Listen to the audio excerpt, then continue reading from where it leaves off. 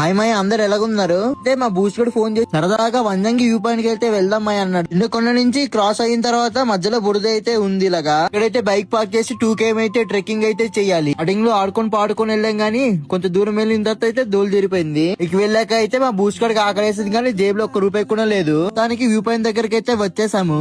ఊహించిన కంటే చలి అయితే చాలా దారుణంగా అయితే ఇక్కడ ఉంది. తీసుకుందాం అనుకుంటే స్టిల్ అయితే ఒక్కడి కూడా దొరకట్లేదు. ఇక్కడ నుంచి కిందకి చూస్తుంటే గుండె అయితే జారిపోయేలా ఉంది. కాసేపు అటు ఇటు చూసిన తర్వాత అయితే సన్ రైజ్ అయితే స్టార్ట్ అయ్యింది. ఈ మంచులో ఎటు నడుస్తున్నానైతే నాకైతే తెలియట్లేదు.